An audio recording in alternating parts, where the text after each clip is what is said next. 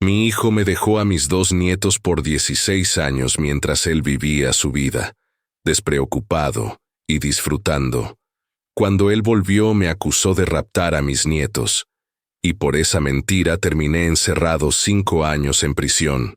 Y lo peor no fue la cárcel, lo peor fue enterarme de que él les metió en la cabeza a Alejandro y José que yo era el malo, que yo se los había robado. Todavía me arde el pecho de acordarme. Si este tipo de historias reflexivas te gustan, suscríbete para seguir escuchándonos. Yo soy Roberto Mendoza. De niño aprendí a levantarme antes que el sol, a cargar cosas más pesadas que yo en el trabajo y a tragarme el coraje cuando alguien te humilla nomás porque puede. Por eso, cuando mi hijo me dejó a mis nietos, yo no tuve opción de pensarlo. Simplemente los agarré y los cuidé por el tiempo que sea necesario como si fueran mis hijos. Alejandro y José tenían apenas 2 años. 2. Todavía olían a leche, todavía se les iba el paso y se caían.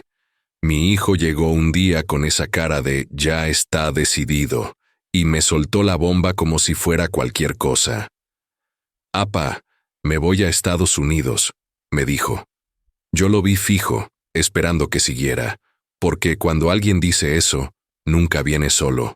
«¿Y mis niños?», le pregunté. «Usted me los cuida. Es por ellos, apa, se lo juro. Allá voy a trabajar, voy a mandar dinero, les voy a dar una vida mejor». No sé si me dolió más el descaro o la manera tan fácil de aventarme esa responsabilidad. Yo miré a los chamacos jugando con una tapita, riéndose, inocentes. «Mira», le dije despacio, «si te vas bien.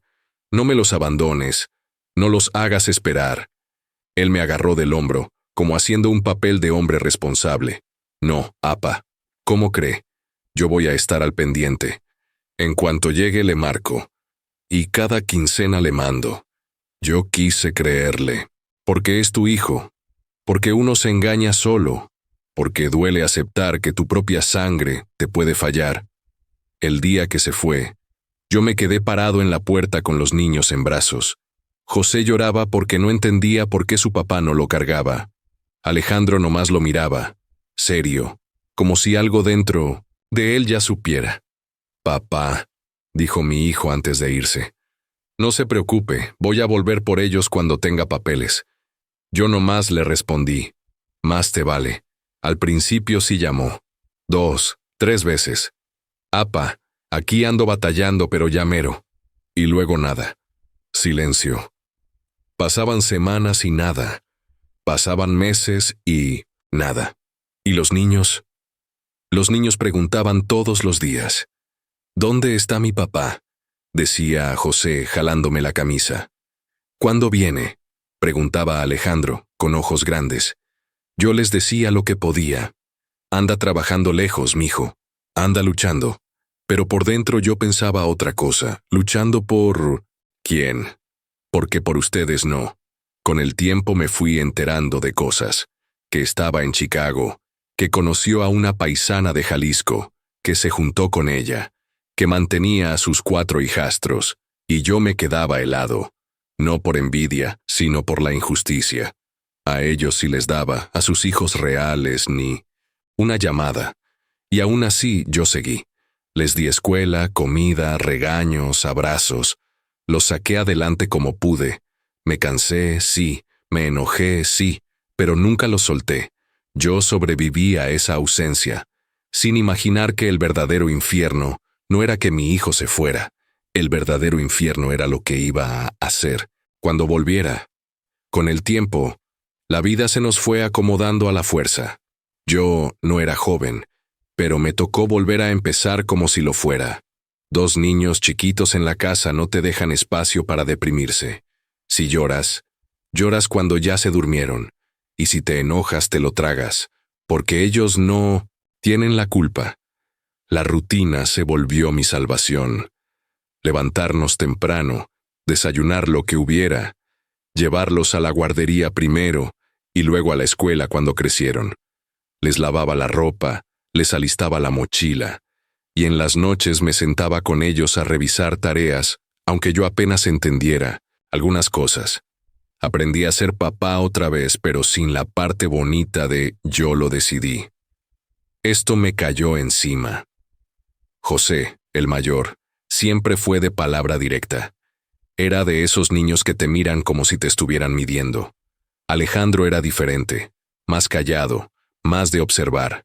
Si José preguntaba, Alejandro se quedaba pensando, y luego ya en la noche, cuando todo estaba tranquilo, me decía bajito, «Abuelo, ¿mi papá sí se acuerda de nosotros?»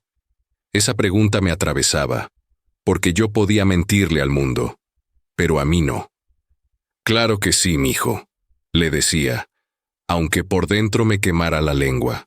José era más insistente. «¿Y por qué no llama? ¿Por qué no manda nada?» Me soltaba sin miedo. Yo le ponía la mano en la cabeza para calmarlo. «Porque está lejos y es duro allá. Ya ves que en el norte se batalla». Pero la verdad es que yo ya había empezado a oler la mentira desde hace tiempo. Porque una cosa es estar lejos y otra cosa es olvidarte. Y mi hijo se olvidó como si los hubiera tirado a la basura.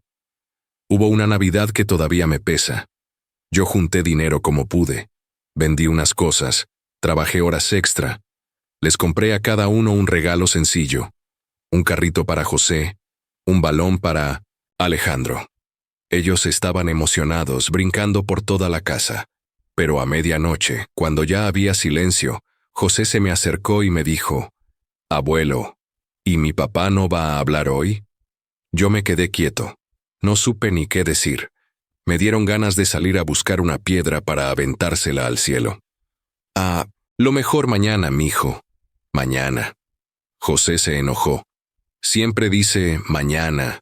Mi papá no quiere venir». «No digas eso», le respondí más fuerte de lo que quería. José me miró con ojos aguados. «Entonces, ¿por qué no está? ¿Por qué no manda dinero? ¿Por qué a nosotros nos dejó?» Esa fue la primera vez que vi cómo la ausencia se les metía al corazón como un clavo. Y yo, de puro coraje, juré que mientras yo respirara, esos niños no se iban a sentir solos. Luego me empezaron a llegar rumores. Primero, como chismes de gente. Dicen que tu hijo anda en Chicago. Luego ya más concreto. Se juntó con una mujer de Jalisco. Y lo que me terminó de reventar por dentro, está manteniendo a los 4 hijos de ella. Yo no lo podía creer. Me acuerdo que un conocido me dijo en la calle, «Pues allá anda bien. Trabaja, trae carro, y la señora esa tiene 4 chamacos. Él se hace cargo». Yo apreté los dientes. «¿Y los suyos?», pregunté. El señor se encogió de hombros. «Pues, de esos ni habla. Esa noche no dormí. Me senté en la cocina mirando la mesa vacía, escuchando los ronquiditos de mis nietos en el cuarto, y me salió una frase sola, como si alguien me la soplara al oído. A ellos sí los cuida, a los suyos los borró. Pasaron años. Los niños crecieron, se hicieron muchachos. Yo ya no cargaba pañales, cargaba preocupaciones, la adolescencia, las malas compañías, el dinero que nunca alcanzaba, y aún así, siempre estaba ese hueco. Y entonces, cuando yo pensé que el abandono ya era lo peor que podía hacerme mi hijo, empezaron señales raras. De repente preguntaba por ellos, preguntaba por papeles, preguntaba por cómo le hicimos sin él. Ahí fue cuando se me encendió una alarma en la panza. Porque un padre que vuelve después de tanto, no siempre vuelve por amor. A veces vuelve por interés. Y yo todavía no sabía qué tan caro me iba a salir. Cuando mis nietos ya estaban grandes, yo empecé a sentir algo raro, como cuando el aire cambia antes de una tormenta. No había señales claras, pero el cuerpo avisa. Primero fue un mensaje a través de alguien. Tu hijo anda diciendo que ya arregló papeles, luego otro, que ya quiere ver a los muchachos, y después el golpe, que viene. 16 años, 16. No son meses, no es un descuido, es una vida entera, y aún así, Cuando me dijeron que venía, una parte tonta de mí pensó, a lo mejor ahora sí entendió. Porque así somos. Aunque nos hayan fallado, queremos creer que la sangre puede cambiar. El día que apareció, yo lo vi desde lejos y no lo reconocí de inmediato. Venía con una seguridad que antes no tenía, como si el mundo le debiera algo. Traía ropa buena, mirada de yo ya me hice, y una sonrisa que no me gustó. De esas sonrisas que se ponen para convencer, no para sentir. «Apa», dijo, abriendo los brazos como si no hubiera pasado nada. Yo no me moví. Nomás lo miré. «¿Ahora sí te acuerdas?», le solté. Él rió nervioso, como queriendo quitarle peso. «No empiece con eso, apa, yo nunca los olvidé». «Ah, ¿no?», le contesté, porque yo no vi ni una llamada en años, ni un peso, ni una visita, nada. Se le endureció la cara un segundo, pero rápido volvió al papel de, bueno. «Es que allá está bien duro, usted no entiende».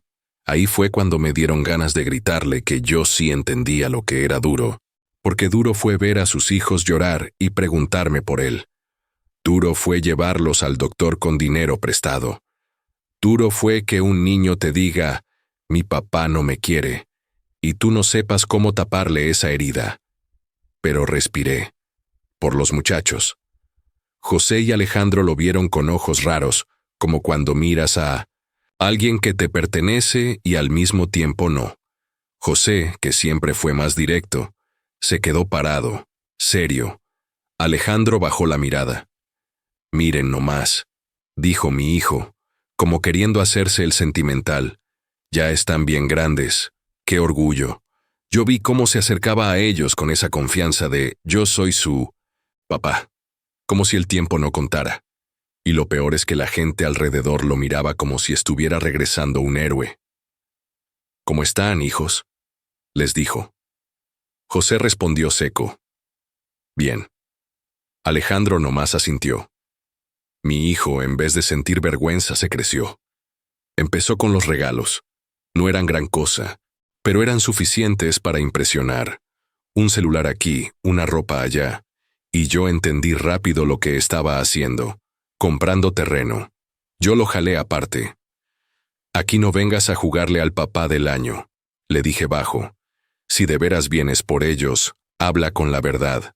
Él me miró como si yo fuera un estorbo. «Apa, cálmese, no haga drama. Yo vine a arreglar las cosas». «¿Arreglar qué?», le pregunté. «¿Arreglar lo que tú rompiste?». No contestó. Y ahí, en ese silencio, sentí la primera puñalada de verdad.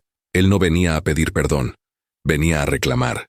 Empezó a hacer preguntas que no eran normales. Preguntas de papeles. «Oiga, apa, ¿dónde están las actas de nacimiento? Usted las tiene. ¿En qué escuela estuvieron? ¿Quién firmaba? ¿Usted aparece como tutor?». Yo lo vi con la ceja levantada.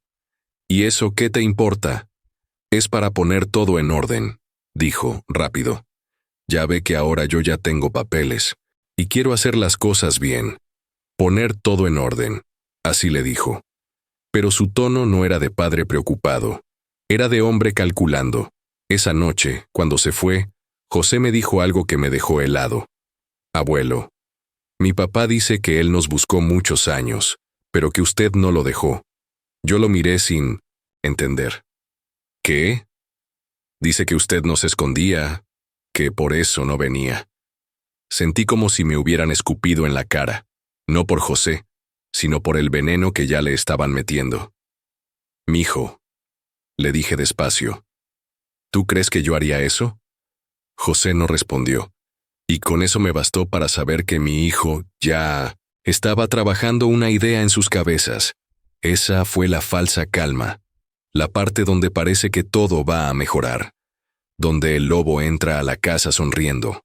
Y yo, aunque ya olía la tormenta, todavía no sabía qué tan lejos iba a llegar para quitarme a mis muchachos y para hundirme a mí.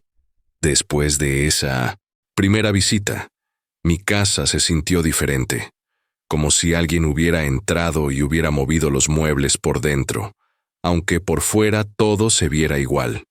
Yo miraba a José y a Alejandro, y los notaba raros. Ya no me preguntaban tanto como antes, pero se les veía la duda aquí pegada en la frente. Y eso fue lo que más me asustó.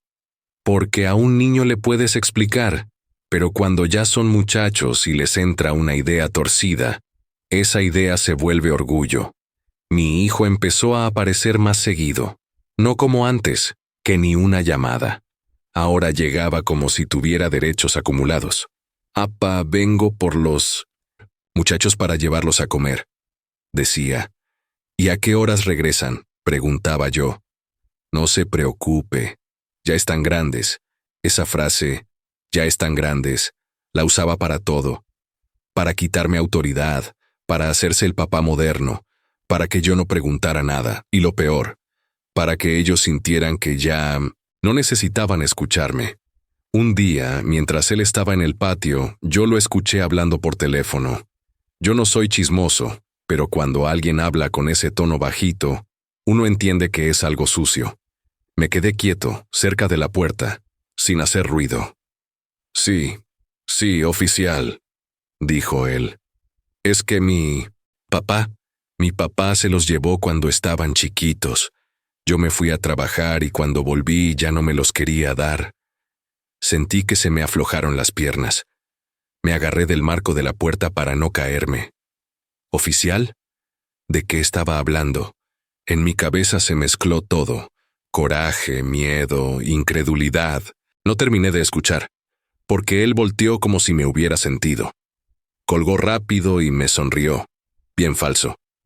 «¿Todo bien, Apa?», preguntó. Yo lo vi directo. «¿Con quién hablabas?» «Con un amigo», dijo sin parpadear. «Cosas de allá, de Estados Unidos». Mentira. Yo lo supe, pero no tenía cómo probarlo en ese instante. Esa misma semana una vecina me paró en la calle, de esas señoras que siempre están al tanto. «Oiga, don Roberto, yo no me quiero meter, pero su hijo anda diciendo cosas feas». «¿Qué cosas?», pregunté, aunque ya lo intuía. La señora bajó la voz. Que usted se robó a los muchachos, que por eso él no estuvo, que usted los tenía escondidos». Sentí que me subió la sangre hasta los ojos. «Eso es una mentira», dije fuerte. «Él los dejó. Él se fue 16 años y nunca mandó nada». La señora levantó las manos como calmándome.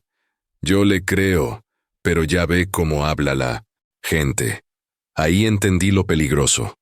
No era solo la mentira de mi hijo, era la lengua del pueblo, era el dicen, era el chisme creciendo como bola de nieve. Y si la mentira se repetía suficiente, la gente la iba a empezar a creer.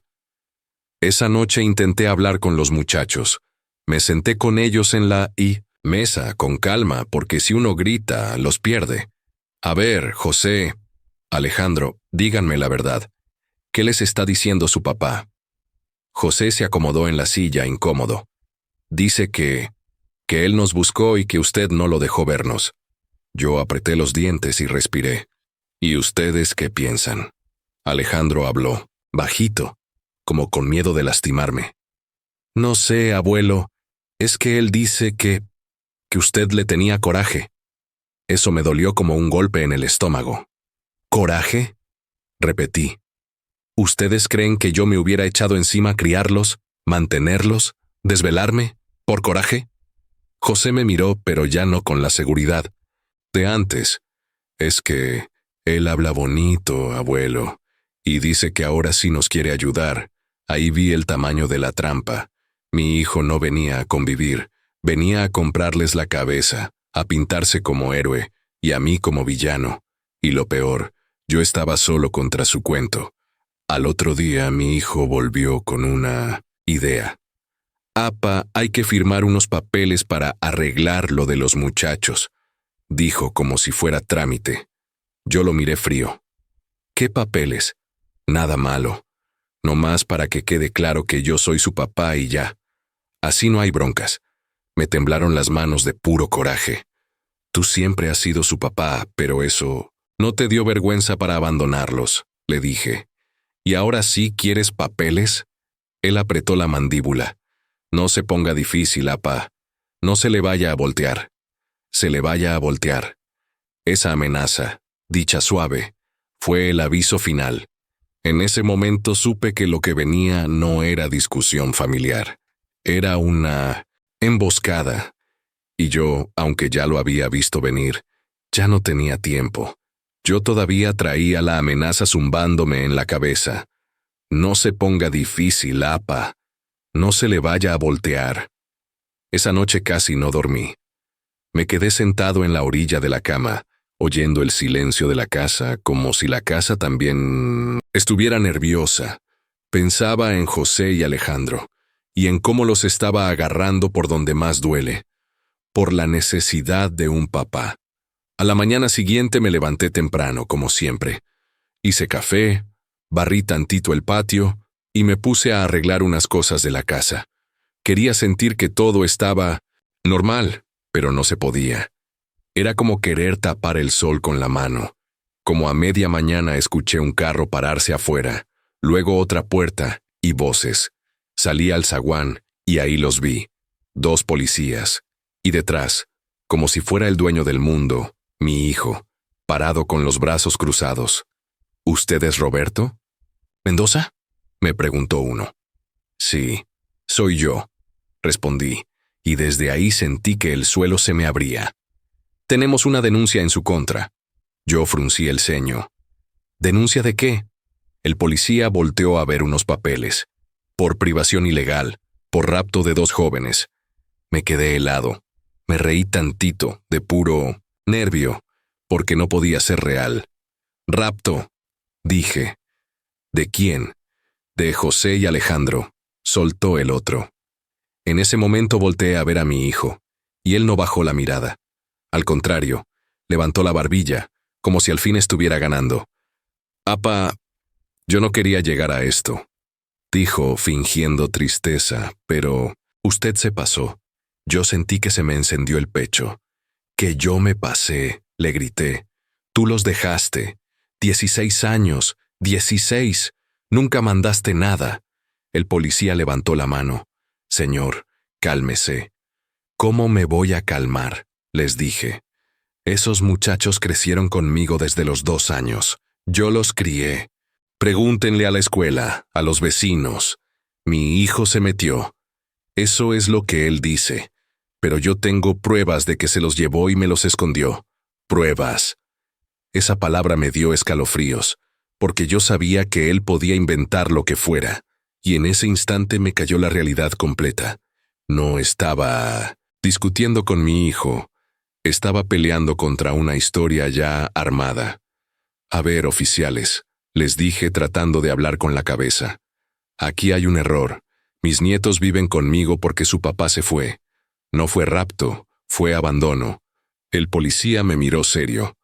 Eso lo va a aclarar con la autoridad correspondiente. Pero si están aquí, les dije, pregúntenles. Y como si el diablo lo hubiera planeado, ahí aparecieron José y Alejandro, saliendo del cuarto, con cara de sueño y confusión. Se quedaron parados, viendo la escena. José, Alejandro, díganles la verdad, les pedí. Díganles quién los crió. José me miró. No como siempre, no con esa confianza de ustedes, mi abuelo. Me miró dudando, como si yo fuera alguien raro, y eso me rompió. Mi hijo se acercó a ellos rápido, como pastor agarrando ovejas. Hijos, no tengan miedo, les dijo. Ya estoy aquí, ya no los va a controlar, yo no. Podía creer lo que estaba escuchando. ¿Controlar?, dije. Yo los cuidé. Alejandro tragó saliva y José bajó la mirada. No dijeron nada. Y el silencio. Ese silencio fue como una firma. Los policías se miraron entre ellos. Señor Roberto, dijo uno, acompáñenos. No, espérenme, alcancé a decir. Yo no hice nada. Mi hijo dio un paso al frente con esa voz de buena persona. No se resista, apa, mire lo que provoca. Ahí entendí que no era un error. Era una ejecución, un golpe bien puesto. Cuando me esposaron, yo volteé a ver a mis muchachos. José, Alejandro, mírenme, les dije con la voz quebrada. Yo no soy un ratero. Yo no soy un secuestrador. Yo soy su abuelo. José levantó la cara un segundo. Tenía los ojos mojados, pero no habló. Y mientras me subían a la patrulla, vi a mi hijo acercarse a ellos, envolverlos con los brazos, como si fuera el Salvador, como si yo fuera el 106 monstruo. En ese instante supe algo horrible. Mientras yo entraba a una celda, él iba a empezar a llevárselos y a borrarme de su historia. El primer día encerrado yo todavía creía que todo se iba a aclarar rápido. Es un malentendido, me repetía. Nomás se checa, se ve la verdad y ya. Pero la realidad de un separo no te deja soñar mucho. Ahí no eres Roberto, ahí eres el detenido. Y eso, cuando eres inocente, se siente como si te hubieran arrancado la piel. La primera noche casi no cerré los ojos. Me dolían las muñecas por las esposas, me ardía la garganta de tanto hablar, y el estómago me sonaba por el coraje. Había gente que se reía, otros lloraban, otros gritaban. Yo me quedé callado mirando el piso, pensando en José y Alejandro. Lo que me mataba era imaginar a mi hijo con ellos, solito, diciendo lo que quisiera sin que yo estuviera para pararlo. Al segundo día, en 1900, una visita cortita, alguien me soltó la noticia como si fuera un chisme cualquiera. Roberto, tu hijo ya se los llevó. Sentí que me faltó aire. ¿Cómo que se los llevó?, pregunté, y me salió la voz chiquita. Pues sí, dicen que ya están con él, y anda diciendo por todos lados que tú los tenías escondidos. Me agarré de la reja como si me fuera a caer. Pero si ellos son mayores, balbuceé. ¿Qué está haciendo? La persona se encogió de hombros. Está haciendo su show. Y la gente le cree porque es el papá. Ahí entendí otra cosa. Yo no solo estaba encerrado, estaba amarrado, de manos mientras afuera me estaban desarmando la vida. Pasaron unos días y cada vez llegaban más recados. Uno decía una cosa, otro decía otra, pero todos traían la misma idea. Mi hijo ya se había adueñado de mi historia. Anda diciendo que tú lo odiaste siempre. Anda diciendo que tú los educaste para que lo despreciaran. Anda diciendo que cuando él llamaba, tú colgabas. Yo apretaba los dientes hasta que me dolía la mandíbula. ¿Cómo puede inventar eso?, me preguntaba, y luego me respondía solo, porque puede, porque yo no estoy afuera para negarlo.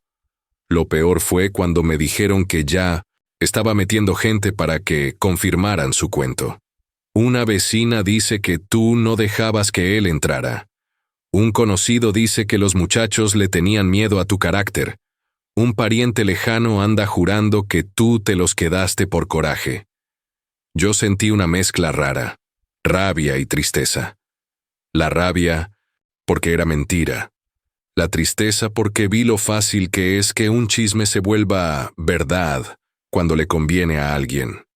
Y yo, ahí, sin celular, sin papeles, sin poder ir a la escuela a pedir constancias, sin poder buscar a los maestros que vieron a esos niños crecer conmigo.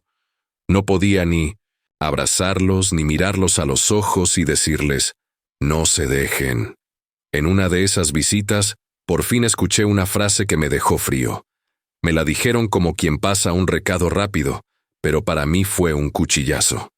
Tu hijo anda preguntando por tus documentos, que quiere arreglar papeles, que necesita saber dónde guardas cosas.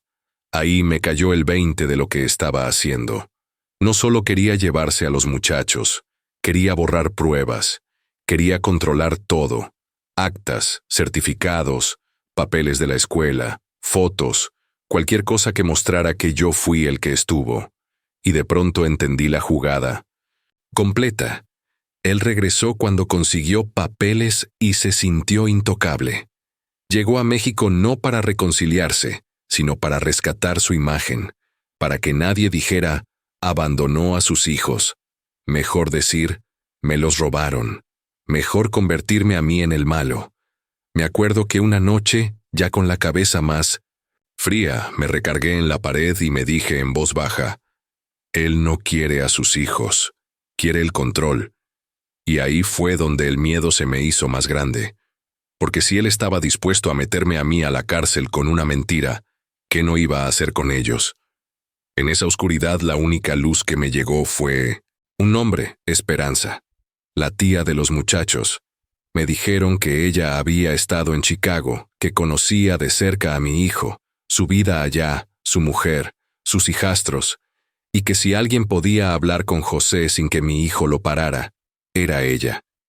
Cuando escuché eso sentí algo que ya se me había olvidado. Esperanza de verdad. Porque por primera vez desde que me encerraron pensé, si alguien logra decirles la verdad, tal vez mis nietos despierten. Y yo necesitaba que despertaran, porque si ellos se quedaban creyendo la mentira, yo podía perderlos para siempre. El nombre de Esperanza empezó a sonar, en mi cabeza como una campanita en medio del ruido. Yo estaba encerrado, sin poder moverme, pero afuera todavía había gente que sabía la verdad. Y Esperanza no era cualquier persona. Ella sí había estado en Chicago. Ella sí lo había visto con sus propios ojos. Sabía cómo vivía mi hijo, con quién y a quiénes mantenía. Y lo más importante, sabía lo que nunca hizo por Alejandro y José. El problema era llegar a ella. Yo no podía llamar como quería, ni mandar mensajes cuando se me antojara. Aquí adentro todo era a cuentagotas.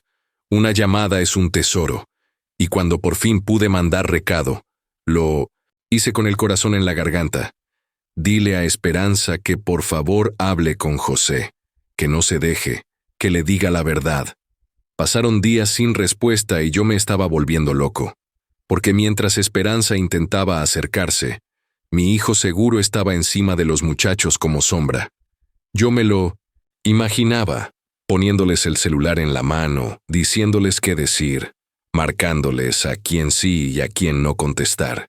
Hasta que un día, en una visita, me dijeron, Roberto, Esperanza ya sabe, y está intentando contactar a José. Sentí que se me aflojaba el pecho, como si me hubieran quitado una piedra.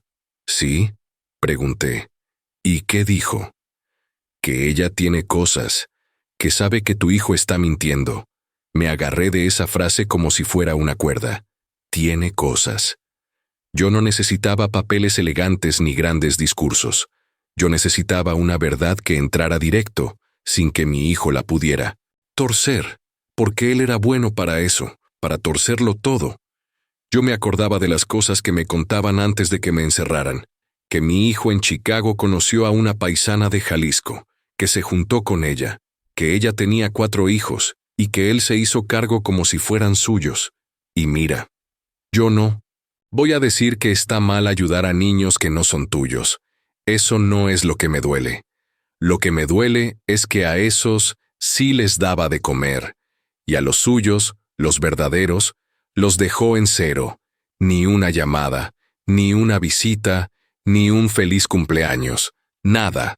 Yo quería que José y Alejandro escucharan eso de alguien que no fuera yo para que no creyeran que yo hablaba por coraje. Por eso Esperanza era tan importante, porque ella no estaba aquí en el pueblo, metida en el chisme. Ella venía con la realidad de allá. Pero mi miedo era otro, que mi hijo se enterara y le cayera encima. Yo lo conocía. Era capaz de amenazar, de asustar, de hacer teatro, de decirles, esa tía quiere separarlos de mí. O peor, tu abuelo la está usando para hundirme. Y yo, desde aquí, sin poder asomarme a una ventana, lo único que podía hacer era imaginar. Una noche, un compañero de celda me vio tan inquieto que me preguntó, ¿qué traes, Don? Yo lo miré y se me salió todo porque uno también necesita hablar para no reventar. Mi hijo me hizo esto, me acusó de raptar a mis nietos, y lo peor es que mis nietos le creen. El hombre chasqueó la lengua. Esos pleitos de familia son los más cochinos. No es pleito. Le dije, es traición, y yo necesito que alguien les diga la verdad porque si no me pierden para siempre. Ese hombre no me resolvió nada, pero me dijo algo que se me quedó. La verdad tarda, pero llega. Nomás no se raje. Yo no me podía rajar, pero sí me estaba consumiendo la ansiedad. Cada día que pasaba era un día más con mi hijo metiéndoles veneno. Y yo me preguntaba, ¿cuánto aguanta un muchacho sin escuchar la otra versión? Hasta que por fin llegó el recado que yo estaba esperando, como agua para un sediento. Esperanza logró hablar con José, pero fue difícil. Tu hijo lo tenía bien, controlado. Mi corazón se aceleró. ¿Y qué le dijo?, pregunté. Le dijo que tú no los raptaste, que él se fue y se olvidó, que allá tuvo otra vida, y que a ustedes los borró. Yo cerré los ojos. No lloré porque no me salía, pero sentí como si algo se acomodara adentro, porque esa era la primera grieta en la mentira, y donde hay una grieta puede entrar la luz. Pero yo también sabía otra cosa. Cuando un mentiroso siente que lo están descubriendo, se vuelve más peligroso. Y mi hijo todavía no había enseñado lo peor. Cuando me dijeron que Esperanza por fin había hablado con José, yo sentí un descanso que no me cabía en el pecho. No era libertad, no era justicia todavía, pero era algo, una rendija. Y en una celda, una rendija de luz te puede salvar la cabeza. Pero esa misma rendija también prende alarmas. Yo sabía cómo era mi hijo. Mientras todos le creen es sonriente, cuando siente que lo descubren, se vuelve otro. Se le sale el verdadero. A los pocos días empezaron a llegarme noticias mezcladas. Unos decían que José estaba raro, más callado. Otros que Alejandro ya no se dejaba amangar. Yo no podía verlos, pero me los imaginaba en la mesa con mi hijo, escuchándolo hablar, bonito y por dentro recordando cosas. Los cumpleaños sin llamada, las navidades sin nada, las veces que se enfermaron y el que estuvo fue su abuelo. Y ahí fue cuando supe que la mentira se estaba debilitando. Me llegó un recado que me sacudió. Tu hijo anda bien enojado. Anda diciendo que alguien le está metiendo ideas a José. Yo me reí por dentro, con amargura. Alguien. Como si la verdad fuera un virus y no una deuda. ¿Y qué está haciendo?, pregunté. Quiere mover papeles. Dice que va a dejar todo legal, para que tú no puedas acercarte a ellos otra vez. Esa frase me puso frío. Porque si él estaba moviendo lo legal, era porque todavía tenía poder afuera, y yo aquí adentro, sin poder ni tocar un documento. Aún así, algo cambió. Por primera vez, no era yo el único diciendo la verdad. Ya estaba Esperanza, ya estaba esa versión desde Chicago que lo dejaba mal parado. Y cuando una mentira se enfrenta a dos voces, empieza a tambalear. Según me contaron, mi hijo buscó a José a solas, de esos momentos donde el manipulador se pone serio, se sienta cerca y te habla bajito, como si fuera tu amigo, pero en realidad te está apretando el cuello. Mijo, le dijo, no escuches a nadie, esa tía no sabe. Ella siempre me tuvo envidia. Y José, que ya traía la espina, le respondió algo que a mí me dio orgullo aunque yo no lo escuché de su boca. Entonces, ¿por qué nunca mandaste nada?, le soltó. Dicen que mi hijo se quedó callado un segundo y luego se enojó. Porque tu abuelo no me dejaba, le gritó. Porque él los puso en mi contra. Y José no se tragó esa. A los 2 años también, le respondió. A los 2 años yo ya te odiaba. Esa pregunta, tan simple, es un martillazo en una mentira, porque no hay manera de responderla sin enredarte. Ahí fue donde mi hijo sintió que se le iba el control, y cuando él pierde control, no razona. Ataca. Empezó con lo de siempre, el show de víctima. Yo me fui por ustedes, yo sufrí, yo batallé. Decía en voz alta para que lo oyera quien estuviera cerca. Y al mismo tiempo, por debajo, presionaba. Si te vas con tu abuelo, te vas a arrepentir. Allá no hay nada. Conmigo sí tienes futuro. Fíjate la trampa. Ya no era te quiero, era me sirves. Ya no era perdón, era te conviene. Mientras tanto, Esperanza siguió moviéndose. Ella empezó a hablar con gente, a juntar fechas, a recordar detalles. No necesitaba llevar un expediente como abogado. Con que pudiera demostrar una sola cosa, bastaba. Que mi hijo vivió 16 años allá, estable, y aún así se olvidó de sus hijos reales. Eso ya tumba la historia del pobre padre al que le robaron. Y en México, aunque las cosas sean lentas, cuando una historia se empieza a voltear, se siente. Ya no era tan fácil para él pararse en el pueblo con cara de héroe. Yo no voy a mentir, esa fue una pequeña victoria. La primera, porque por fin alguien estaba viendo a mi hijo como lo que era, un hombre que abandonó, y luego quiso regresar a mandar. Pero esa victoria venía con una sombra, y yo lo sabía. Porque un mentiroso acorralado se vuelve desesperado, y si él ya me había metido a mí a la cárcel con una denuncia, ¿qué no iba a hacer para seguir sosteniendo su teatro? Yo todavía estaba encerrado, y afuera se estaba cocinando la represalia. Y lo peor es que esa represalia no iba a venir con gritos. Iba a venir con más papeles, más acusaciones, y más gente dispuesta a repetir mentiras. Y ahí es donde empezó lo más sucio. Cuando mi hijo sintió que se le estaba cayendo el teatro, cambió el modo. Ya no era el papá arrepentido que llegaba con regalos. Se volvió un animal acorralado, y un animal acorralado muerde parejo, al que lo enfrenta, al que lo mira, al que se atraviesa. Yo seguía encerrado, y eso era lo que a él más le convenía. Porque mientras yo estaba detrás de rejas, él podía hablar por mí, inventar por mí, decidir por mí. Y lo hizo. Los recados empezaron a llegar con la misma forma. Ya se puso feo. La gente no decía, tu hijo está mintiendo. La gente decía, ya se armó un problema. Como si yo hubiera provocado algo, como si yo hubiera buscado el pleito. Y esa es la magia negra del chisme. Convierte a la víctima en culpable con pura repetición. Primero me dijeron, Roberto, tu hijo anda buscando gente para que declare en tu contra. Yo apreté los puños. ¿Quién? Pregunté. Vecinos, conocidos, hasta un pariente lejano. Me quedé frío, porque yo sé cómo funciona eso. La gente a veces habla por miedo, a veces por quedar bien, y a veces por envidia. Y mi hijo sabía a quién tocarle la puerta.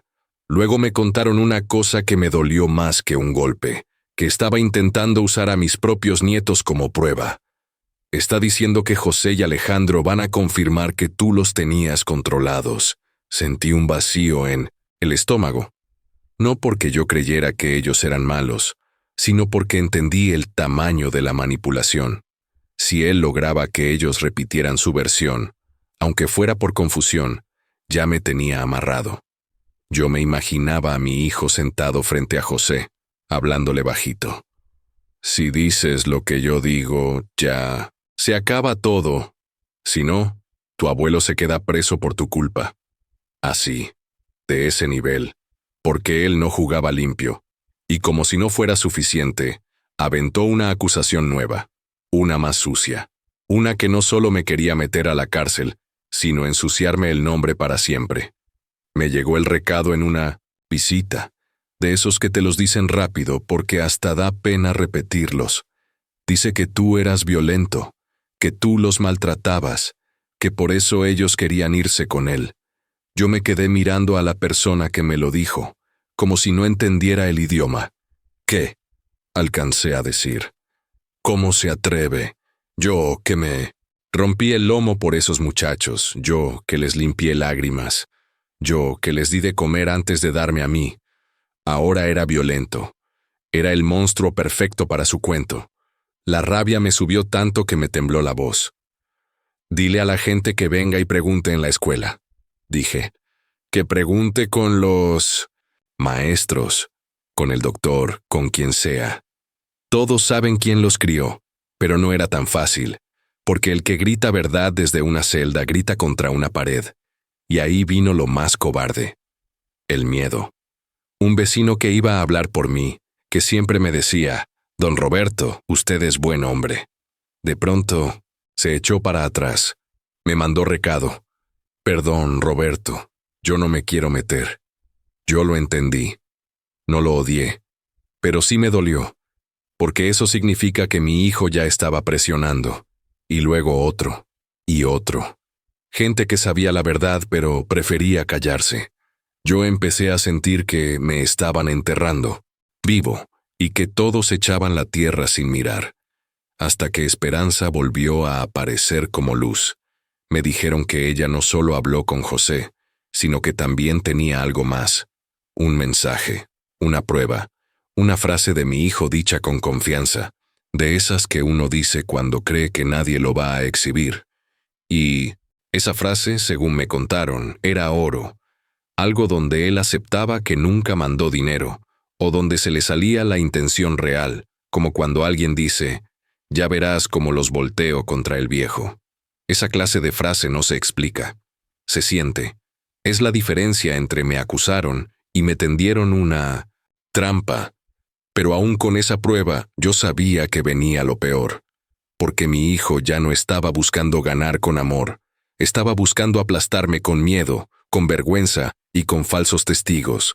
Y cuando alguien se atreve a construir una mentira con tu propia familia, es porque trae algo más grande, escondido. Y yo estaba a punto de descubrir qué era. Después de la represalia, yo empecé a entender algo bien claro. Mi hijo no estaba peleando por amor. Nadie hace lo que él estaba haciendo por amor. Eso era miedo. Miedo de que se le cayera la máscara. Y cuando alguien tiene tanto miedo de la verdad, es porque atrás trae algo más grande escondido. Yo lo sentía, aunque no supiera qué era. Era como ver a un perro ladrando demasiado. No ladra por valiente, ladra porque trae el rabo entre las patas. Un día, en una de esas visitas donde apenas te dejan hablar, me soltaron una frase que me cambió el aire. Roberto, a tu hijo le encontraron cosas raras. ¿Cosas raras cómo? Pregunté con el corazón pegándome en las costillas. De sus papeles, que no están limpios. Se me quedó la boca seca, porque yo sabía que él había presumido por años lo de ya tengo papeles, ya arreglé, ya soy legal. Hasta lo usaba como si fuera corona. Venía y se sentía intocable, y ahora resultaba que esa corona podía ser de cartón. ¿Quién dijo eso? Pregunté. Esperanza. Dice que allá en Chicago siempre se hablaba de que él andaba con cosas chuecas, que se las daba de muy derecho, pero que había algo raro en su manera de arreglar. Yo me quedé pensando, y de pronto todo empezó a cuadrar. ¿Por qué volvió después de 16 años justo cuando consiguió papeles? ¿Por qué llegó tan seguro? ¿Por qué tanta prisa por mover documentos aquí, por firmar cosas, por hacerme ver criminal? Porque sí, su vida allá no estaba limpia. Necesitaba una excusa, una historia grande, una distracción. Y qué mejor distracción que un drama familiar donde él es la víctima y yo el monstruo. Un par de días después me confirmaron algo que me dio una mezcla de alivio y coraje. Alguien, en Estados Unidos, ya lo traía en la mira. No me dijeron nombres ni detalles, pero sí me dijeron lo esencial. Ya hay investigación. Y si eso avanza, tu hijo se mete en un problema serio. Yo cerré los ojos. Por primera vez, sentí que no todo estaba perdido. No porque yo quisiera venganza, sino porque necesitaba justicia. Porque mientras él siguiera libre con su mentira, yo iba a seguir hundido. Y ese mismo día me llegó otra pieza, que mi hijo estaba desesperado, que empezó a moverse como loco. Anda buscando quien le haga el paro, me dijeron. Anda hablando con gente para arreglar otra vez. Eso es típico. El que vive de trampas cree que todo se arregla con otra trampa. Y mi hijo, en lugar de aceptar lo que hizo, lo único que quería era taparlo. Pero lo más importante no eran sus papeles chuecos. Era cómo esa bomba empezaba a romper su cuento aquí. Porque si se corría la voz de que él no era el padre sufridor, sino un hombre capaz de falsificar, de mentir, de manipular. Entonces su denuncia contra mí también empezaba a oler mal. Ya no era una víctima, era un tramposo que usa a quien sea para salvarse. Esperanza siguió apretando por su lado, y yo, desde acá, nomás podía escuchar. Me contaron que ella hablaba con calma, con fechas, con detalles, que no insultaba, nomás decía la verdad. Mira, les decía a los muchachos, tu papá allá mantuvo a otros niños. Tenía casa, tenía vida. ¿Por qué nunca mandó nada para ustedes? ¿Por qué nunca llamó? Y esa pregunta, repetida con calma, vale más que 100 gritos. José, según me contaron, se quedó pensando. Alejandro también. Porque una cosa es que te digan, tu abuelo te robó, y otra cosa es mirar tu propia vida y decir, ¿y entonces por qué yo crecí aquí? ¿Por qué mi abuelo estuvo en todo? ¿Por qué mi papá no apareció hasta que yo ya era grande? Mi hijo sintió esa grieta y quiso taparla a fuerza. Empezó a decir que Esperanza era mentirosa, que era chismosa, que siempre lo odió. Empezó a levantar la voz, a dar órdenes. Y ahí la gente empieza a ver, el que tiene razón no necesita gritar tanto. La bomba de sus papeles chuecos no. Había explotado por completo todavía, pero ya estaba haciendo su trabajo. Lo estaba descomponiendo por dentro, lo estaba poniendo nervioso, lo estaba obligando a cometer errores. Y cuando un mentiroso empieza a cometer errores, es cuestión de tiempo para que se caiga. Yo solo quería que se cayera, antes de que me terminara de destruir. Hubo un momento en que sentí que la verdad ya estaba ganando. No porque yo estuviera afuera moviendo cosas, sino porque mi hijo ya no se veía tranquilo. Cuando un mentiroso empieza a hablar de más, a enojarse de más, a acusar a todos, es porque la historia se le está deshaciendo en las manos. Me llegaron recados de que José ya no estaba igual, que ya no le respondía a mi hijo con el sí papá automático, que se quedaba callado, pensando. Y esa pausa, aunque parezca pequeña, era gigantesca, porque la manipulación vive de la prisa, de que no te dé tiempo de comparar recuerdos. Pero justo cuando parecía que la mentira iba a reventar sola, pasó algo que me tumbó el ánimo. Mi hijo jugó su última carta. Tu hijo anda diciendo que se va a llevar a los muchachos otra vez, me dijeron, que se los va a sacar de aquí, que si los siguen molestando se los lleva. Yo sentí un golpe en el estómago, porque aunque fueran mayores, él todavía podía controlarlos con miedo y con promesas. Y sobre todo podía hacerlos sentir culpables. Si yo caigo, es por tu culpa. También me dijeron que andaba buscando arreglar por debajo, que estaba hablando con gente para que lo defendieran, para que repitieran su cuento, para que le firmaran cosas, como si con firmas pudiera borrar 16 años de abandono. Y de pronto, la falsa victoria se convirtió en un casi. Casi se voltea la historia, pero él todavía tenía fuerza. Casi se cae, pero todavía mete miedo. Casi, pero no. En mi cabeza yo veía la escena. Mi hijo sentado con José y Alejandro, apretándolos. No con golpes, con palabras. Miren, les diría, si ustedes se van con su abuelo, me van a hundir. ¿Eso quieren? ¿Que yo me quede sin nada después de todo lo que hice? Después de todo lo que hice.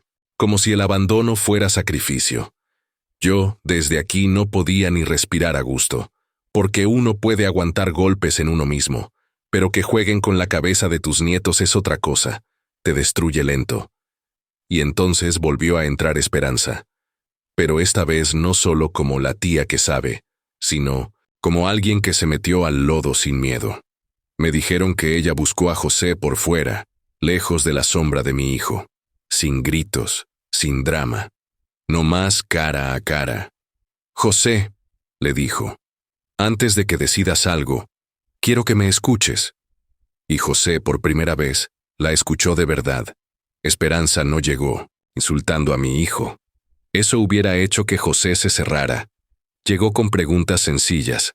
de esas que te obligan a mirar tu vida. ¿Quién te llevaba a la escuela? Mi abuelo, respondió José. ¿Quién te cuidó cuando te enfermabas? Mi abuelo. ¿Quién estuvo en tus cumpleaños?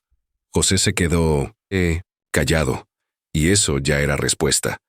Y luego Esperanza soltó lo que le dolía decir. Pero era necesario. Tu papá allá vivió 16 años. Se juntó con una señora. Mantuvo a sus hijos. ¿Y a ustedes? Nada. No es chisme. Yo lo vi. José, según me contaron, se puso tenso. Mi papá dice que mi abuelo lo odiaba, dijo como defendiendo todavía. Esperanza lo miró firme. ¿Y tú qué recuerdas? Le respondió. ¿Recuerdas que tu abuelo te maltrataba? ¿O recuerdas que te cuidó? Ahí se rompió algo. José empezó a unir piezas como cuando por fin te cae un 20 que estabas evitando. Entonces, dijo, ¿mi papá nos dejó? Y Esperanza no endulzó nada. Sí, José los dejó. Y volvió cuando ya estaban grandes, porque ya no quería verse como el que abandonó. Quería verse como el que rescató. Esa palabra, rescató, debió pegarle duro, porque José no era tonto, nomás estaba confundido. Después de esa plática, mi hijo sintió el cambio. Lo olió y explotó. ¿Qué te dijo esa vieja? Le gritó a José, según me contaron. Te están manipulando. Y José, por primera vez, le contestó algo que lo sacó de quicio. No, yo estoy pensando. Eso fue lo que mi hijo más temió desde el principio. Porque, si José pensaba, la mentira se moría. Y yo, desde mi encierro, por primera vez en mucho tiempo, sentí que mis nietos estaban a un paso de regresar a mí, no por lástima, por verdad. Cuando por fin sentí que José ya estaba pensando, algo dentro de mí se acomodó. No era alegría completa, porque yo seguía encerrado y mi nombre seguía manchado, pero era como recuperar el aire después de estar ahogándote. La mentira vive mientras te tiene confundido. En el momento en que empiezas a recordar, se le cae el teatro.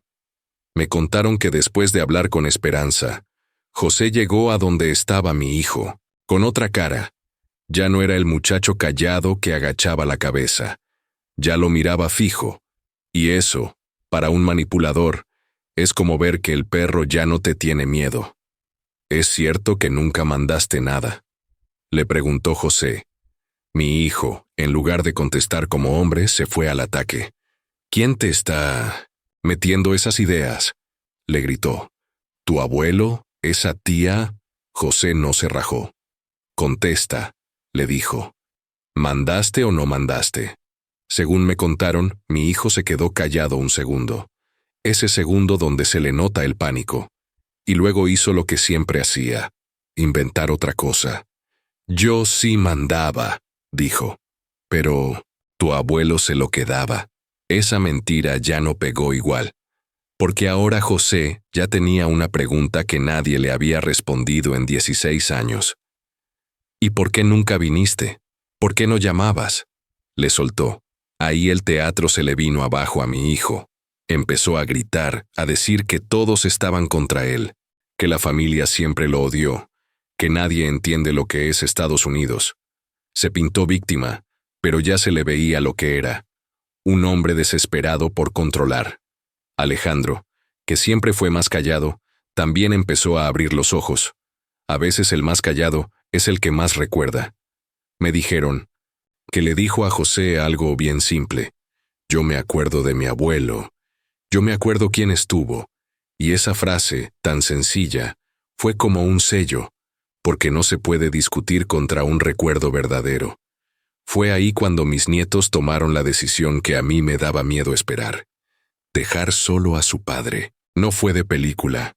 No fue con música ni abrazos perfectos. Fue incómodo, doloroso, lleno de culpa. Porque aunque él mintiera, sigue siendo su papá, y eso pesa. Pero ya no pesó más que la verdad. Me dijeron que José se le plantó enfrente. Nos vamos a regresar con mi abuelo, le dijo. Mi hijo se rió, nervioso. ¿A México? ¿Y qué van a hacer allá? ¿Volver a la miseria? Les escupió. José no se dejó. La miseria fue estar esperando un padre que nunca llamó. Le contestó.